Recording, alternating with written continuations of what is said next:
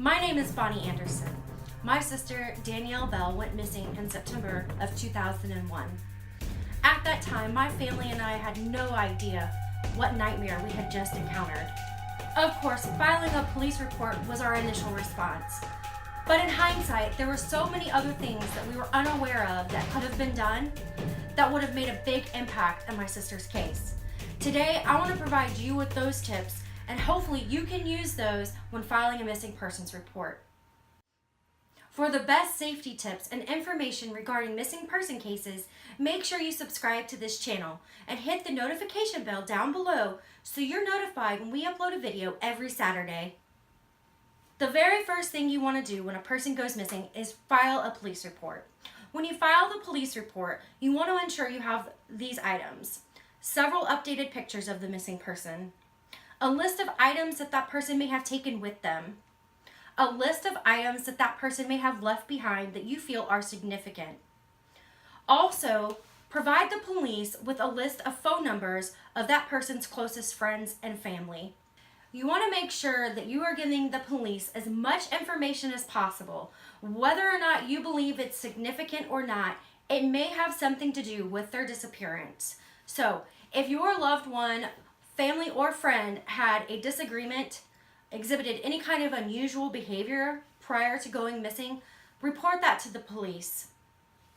You should also be prepared to provide a sample of DNA to the police. This can come from a toothbrush of the missing person, a brush, or a comb.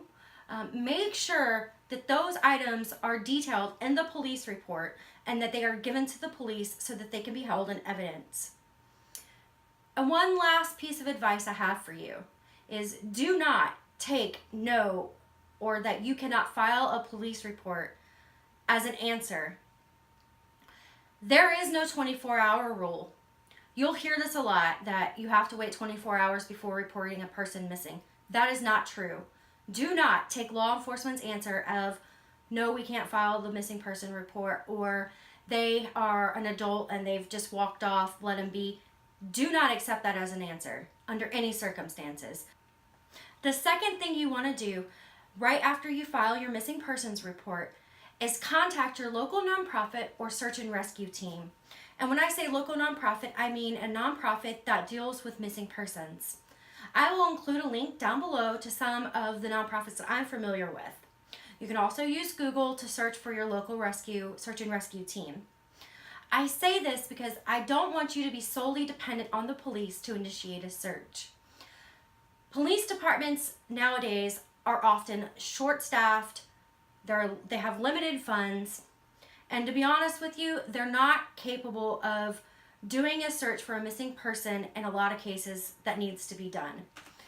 So the search and rescue teams and nonprofits that work with missing persons often they're geared up for this. They do this all the time. They are very experienced. And again, I will provide a list down below, but please heed my warning. Do not wait for police to initiate a search. The third tip I have for you is to designate a spokesperson to represent the family to the media and law enforcement. The reason I suggest this is because oftentimes if you are a parent or a spouse of someone that has gone missing, you are not going to be in a very good frame of mind. You need someone that's a clear thinker, that has a level head, and that can handle fielding questions from the media, as well as maintaining a rapport with law enforcement and the search and rescue efforts. Comment down below and tell me, who would you designate to be your family spokesperson if you found yourself in this unfortunate situation? The fourth tip I have for you is to set up social media pages. You could ask the family spokesperson to do this for you, or you could do it yourself, but I suggest finding someone completely different to do this. The reason is you don't want to put too much pressure on one person. Again, if you are the spouse or the parent of a missing person, you are not going to be in the right frame of mind to do this.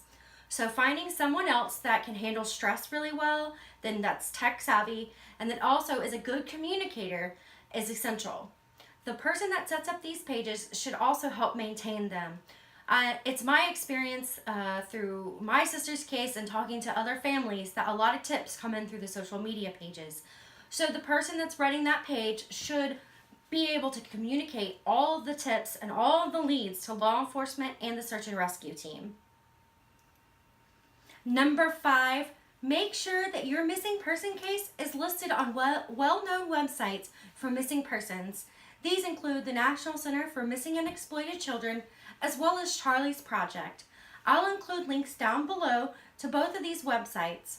You also may want to make sure that you check back at these sites periodically once your case has been posted to ensure that the information is correct and updated. And the final tip I have for you today is to take time for yourself. I know this is the furthest thing from your mind right now, but you have to take care of your own mental state before you can be there for anyone else. This may include your weekly sessions with a therapist, hanging out at your favorite spot, or participating in a hobby. In some cases, you may even need to get away from the situation for an entire weekend. And if that's what you need to do, you shouldn't feel guilty. You should do it. You have to make sure that you are in the right state of mind and that your mental stability is in place before you can do anything to help your missing person. Now you know what you need to do to file a missing persons report, as well as some steps you need to take to ensure that you are taking good care of yourself, as well as doing everything possible to make the biggest impact in your missing persons case. I hope these tips have been helpful to you.